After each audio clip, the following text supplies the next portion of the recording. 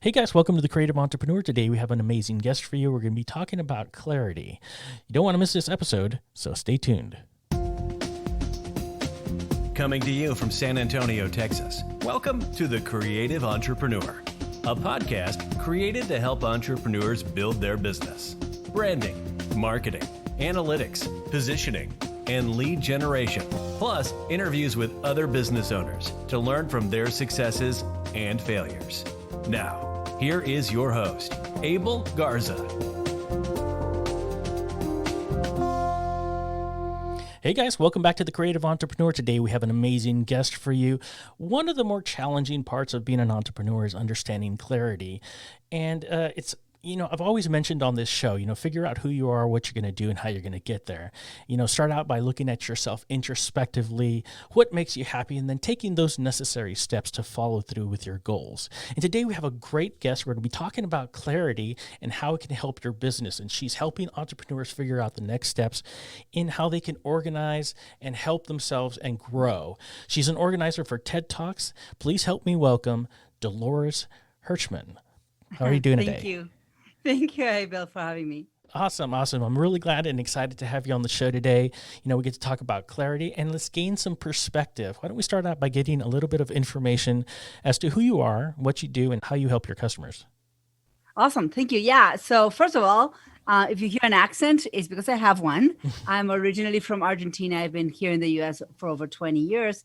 And if you want, I'm a kind of a serial entrepreneur. I've been in the space of creativity around the concept of business for many, many years. Actually, a quick story is when I graduated from high school, I wanted to be an actress or a film director. I've been a creative all my life. And my dad said, great, go to business school and then we can talk. Not the answer that I wanted, but that's what I got. And yes, tooth and nails, I fought through business school. But the truth is that I believe that entrepreneurship with the right tools to know how to turn ideas into products, services, systems, movements that can impact the world is probably one of the most gratifying, can be financially abundant, creative projects you can embark on. And so I have spent all my life in that space of what can I create that can have an impact and add value to a market, a community, a group of people, and turn it into a scalable business model. Yeah. And so today I'm 48, I'm a mom of four. My younger kids are teenagers. And in the last few years, I've been kind of exploring on how can I come full circle and bring all of the experiences I've had from the age of, from university all the way here with the different companies and companies I've started and companies I've worked for, and bring them all together to solve a problem. And the problem that I solve for is, why is it that entrepreneurs or that creatives with great ideas for impact sometimes don't realize the full potential? That's a problem that we solve at Masters in Clarity. And I found that what's stopping a lot of people from having that impact is clarity on what is the next step, or how do I tell the market about my product, or how can I gain momentum. Yeah. And so at Masters in Clarity, we tackle those problems and we guide our clients to find their clarity. We don't give it to them. We guide them so they can become masters of their own clarity. Absolutely. I totally get that. I mean, people have ideas out there and they just don't know how to get it into fruition or bring it about into the market. And understanding the steps that are necessary to get that idea out is huge. What are some of the first steps so let's just say I have an idea. I want to take it to market and I want to put things in motion. What is the first step that I need to take to do this? Perfect. So once you've validated that idea, it's solid and you know that there's a need, the first thing you want to do is understand who in your circle of influence can have a use for this idea. Let's call the idea a solution. And that solution can be in the form of a pair of sneakers or an online product. It doesn't matter. It solves a problem. And so for a very early stage entrepreneur, you want to start looking at, where do you have an influence? They say start with friends and family to raise money. Start with friends and family to also position a product as well. And maybe look at past colleagues, past companies you've worked for, past clients you've had in different ventures or whatever, but start looking at who in your circle could be either a client or a bridge to a client. Do you use them for feedback? Is that how you would get that? Well, Or so if your product is ready for market, you offer your product. If your product is not ready for market, by all means, create a focus group and just distribute a product and get feedback in return for free or not, or however you do it. I think that there's a lot, especially today in the digital space with virtual businesses. I get a lot of clients who say, okay, I have an idea. I'm going to go do Facebook ads and then I'm going to sell millions of it. It's like, hey, wait a minute. Wait, not just yet. Don't go into building cold traffic when you haven't even proven the warm traffic that surrounds you. Yeah. So test the product with the warm traffic means people that are already kind of like and trust you as a business owner or as a past entrepreneur or as a friend or as a colleague, and get them to see if you are adding value or not. So the question I would have with regard to that's a brilliant idea, but the integrity behind that is what I would be concerned with, because for family members and friends, I would say that many of them might be just too nice and say, you know what, it's a great product, you should go through with it, and then not really believe that on their end. Do you run into that with your warm market, or should you just say, you know what, let's put this out there to a focus group and really get some honest feedback? Because if I'm telling my mom that I want a couple, she's gonna be like, baby, you know what, do what you want to do, and you know what I mean. So is that something that you so would let me consider? get really clear. So let me tell you how I started as a coach originally, because I started more of as a life coach. I went to school and I discovered there was a new way of living, and I became a coach, and then I became more of a strategist.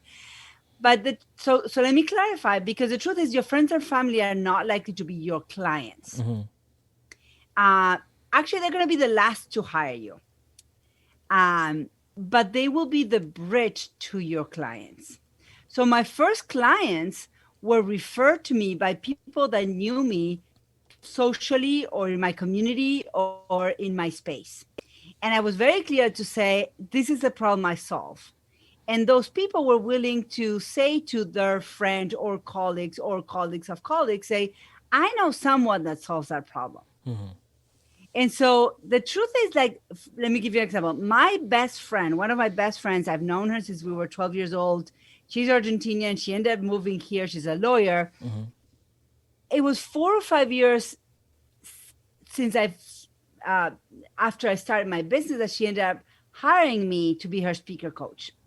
But I had been doing this for many years. She knew about it. We're friends. But she wasn't sure that I could translate in a professional kind of capacity. And so it's not just that people might be too nice and not give you real feedback. Also, your friends and family that see you as a mom or as a soccer mom or as a high school girlfriend, right, might not know or see the potential for solving that problem. So it's kind of a skepticism on the friends and family. So they're always your network. They're not necessarily your clients. So some good feedback from your friends and your family, understanding that possibly that this idea that you have, they may have somebody that they know, somebody that you can turn to. Yeah, that makes perfect sense. What are some of the challenges that many of your customers face when they're starting out? I mean, I know that you have the idea, you want to put it to market, take these steps, you're focused on your inner circle. What are some of those challenges? I mean, I think we probably identified one that might hinder as far as the integrity part of it, but what do you find are some of the challenges that many of your customers face? So the customers I work with are primarily service entrepreneurs, meaning they are selling their expertise, or they're selling, so that they're coaches or wellness coaches or inspirational speakers or that kind of thing. And so the first problem they'll have is I have no client. So I have no client problem. Can you get me client problem? And it's usually not necessarily I have no client problem. It's more about I'm not putting myself out there properly to get those clients. And so that's a first line of problem. And I usually try to solve that problem and let them face the second problem. Like I literally was in a call with this morning with a client who's facing her second problem. I said to her, what would happen if I give you 50 more clients? She grabs her hair and pulls it out and said, no way, please don't. And I said to her, then celebrate that. Listen to yourself. 2 years ago, you were like, where can I find my first client? Right now, you're saying, please don't get me more clients because your business is not ready to scale. Yeah. So while she navigates the overwhelm she's feeling, we are working on the scalable business model. So problem number one, where do I get someone to buy what I have? Problem number two, where can I get some sleep at night? Because now I successfully solved this problem, but now I have no time for myself. So then we go into business design. And what I've learned, because I tried to do the business model design a little bit too early, you get pushback because they don't see it. An entrepreneur that hasn't started can't, the moment you say you're going to have too many clients that you can't handle them, they look at you as like, why would that be a problem? That's what I want. Like they don't see that as a problem. Yeah. So you can't solve for it yet. So problem one, get clients. Problem two, scale so you can accommodate all these clients that you're going to get. Yeah, and you know what? That's a big problem with many entrepreneurs. They start their business, they start getting clients, and they know they want to grow, they know they want to get bigger, but they don't know how. And so, I guess my question to you is, really, when do you know that you want to scale? And if so, how do you do it? Yes, great question. When do you know that your company is ready to scale? When you are hopping into a client call one-on-one and you feel tired, you are not so passionate about it, there's a little bit of a dragging of your feet. When you find yourself in that emotional state, just be careful because you might self-sabotage. It will show up.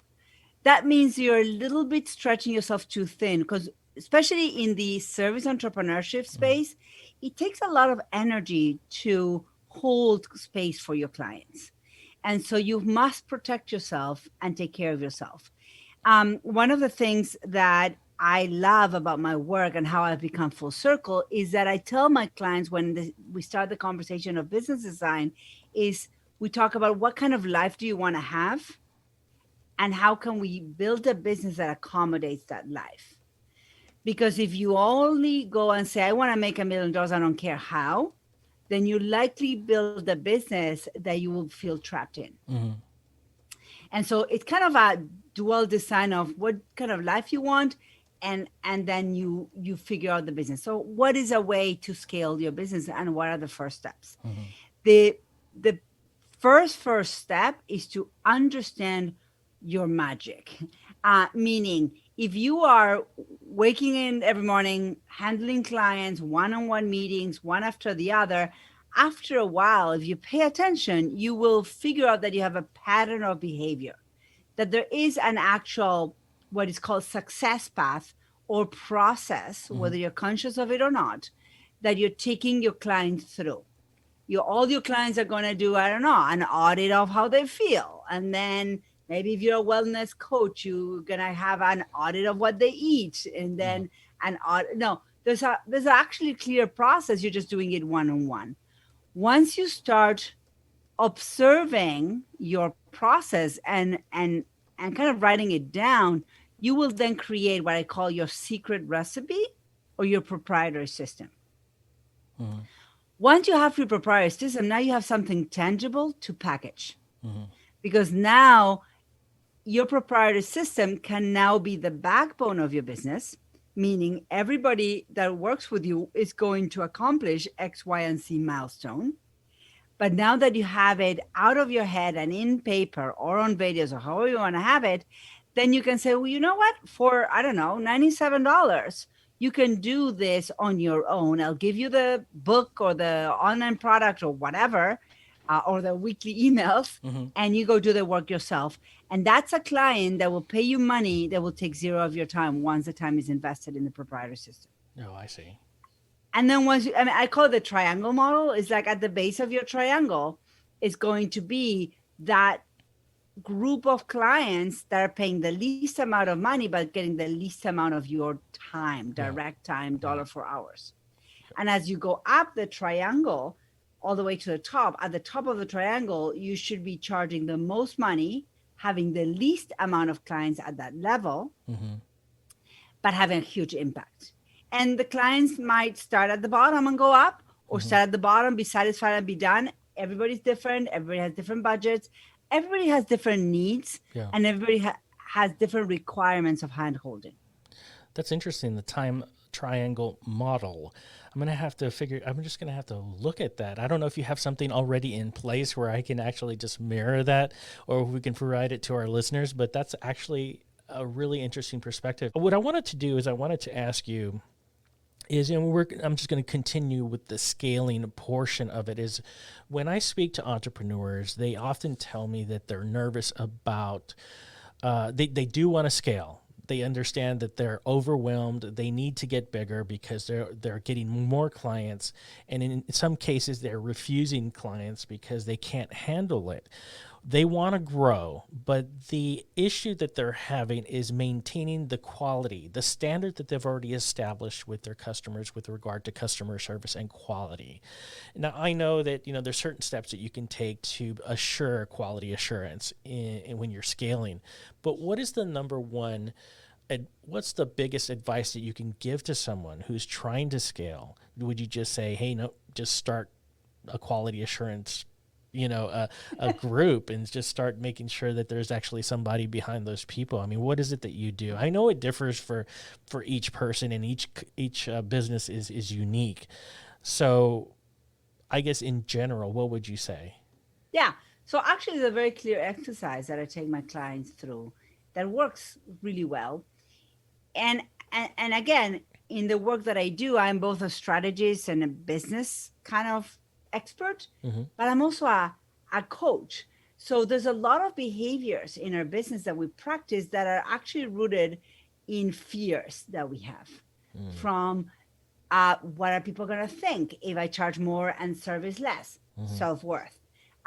What are people going? I mean, I'm afraid if I delegate this task to a team member, they're not going to do it right, and then I'm going to ruin my reputation. Fear, lack. Everybody's going to run away, and all of a sudden I'm going to be fired from my own job. So there's a lot of internal conversations that feed these behaviors of scaling and that's stopping us from scaling. So the exercise that I take my clients through and that I have practiced for years is understanding what is the one thing, the unique brilliance that you have. And so I tell my clients, look, grab a box, have 4 quarters, have a quarter that is unique brilliance. What are all the things that you would do kind of for free all day long? You never get tired of doing. You are naturally good at, and people recognize you for that. And we all have our own. Everybody. Then it's the quadrant of your excellence, things that you are trained to do, you've done for years. You're great at it. Would you do it for free all day long? Absolutely not, because you get tired of them after a while. Like there's a little bit of effort in the doing of those things. And then there is what are things that you're okay doing that you can do. And then you make a list on that. And then there's what are things that you are incompetent at doing. So once you have those 4 boxes, and you start listing all of the things that you are doing in your business, and you say, okay, I do my accounting. Where does that fit? Well, it fits in the incompetence. I do all of my scheduling. Where does that fit? Well, I'm good at it, but I wouldn't do it if I, And so I started doing that for my business, and I started understanding where do I actually add value to my clients, and where do I do good work, but someone else could do it. Yeah. And once I did this, I started understanding and strategizing, how can I spend 80% of my time with the clients in my brilliance quadrant? And so at that point, I was already having some team members, and I am as a coach, I'm very trained to look for people's strengths. That's what I do. And so even if I had a team member, she came in as an assistant, I started understanding, okay, what is her brilliance? And down the road, 3 years later, she's now my head of customer experience. Yeah. And she is brilliant at keeping my clients on point, implementing and moving forward. Yeah. I'm not good at that because I've never been good at doing homework. She's brilliant at doing homework. So I've never done my homework, and I've never held my clients accountable to doing homework because I'm not wired that way. Yeah. But my team member is great. So now I started kind of breaking it down and say, okay, the client's going to have this much time with me as a strategist, but then she's going to have, or my client's going to have X amount of time on a monthly basis with this team member who is a content and a homework accountable person. Mm-hmm. And then I have another team member that's brilliant at whatever. So you want to start doing some personal exploration of where are you adding a lot of value to your client, and where are you maybe doing okay but not doing great for your client, and start complementing your skill set so that you can grow.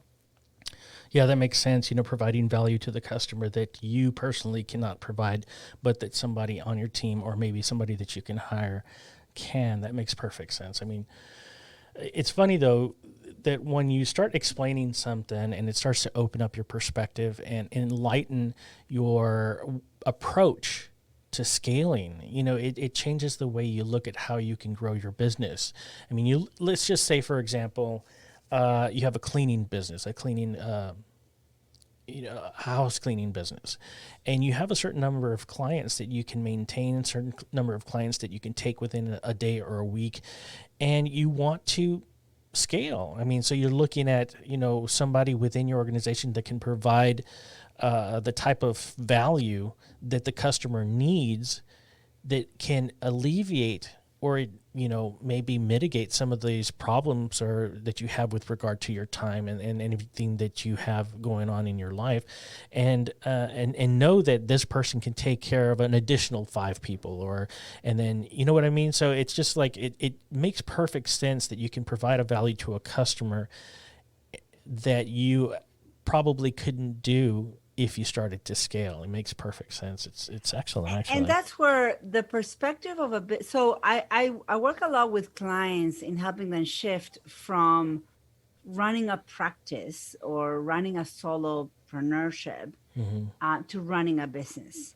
And I always say, when you shift from running a practice to shifting to running a business, your focus actually needs to change, and your clients, if you want your first priority, if you ask me honestly, Abel, it becomes your team.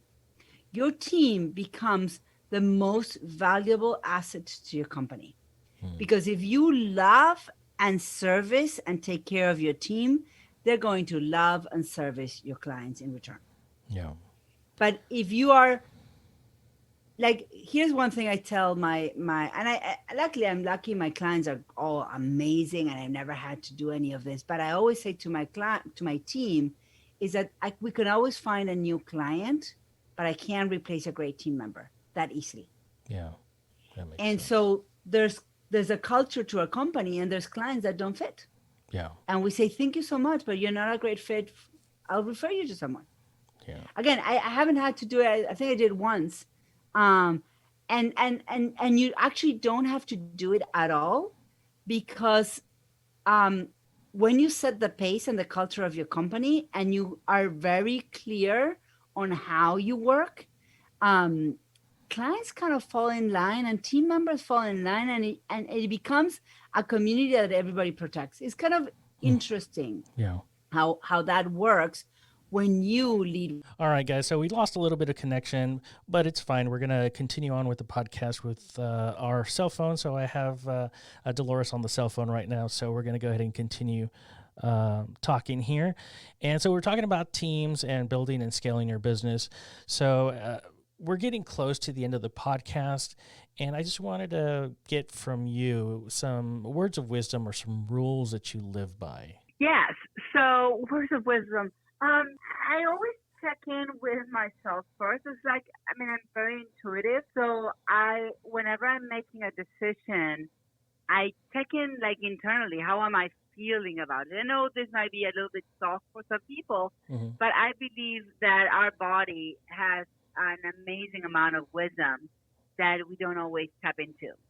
And so when I literally feel physically weird about something, or off, I check in and I ask myself questions. What is off? What am I not sure about? Where am I kind of doubting myself? Yeah. And I get curious. Yeah. Yeah, that's very interesting. You know, talk about, looking at yourself introspectively, looking at yourself in a way that, I think a lot of times what I do is I ask family members, is there something wrong? Is there something that you're seeing, and get some feedback from them so you can understand better what direction you're going to go. So that's great information. How can our listeners get a hold of you?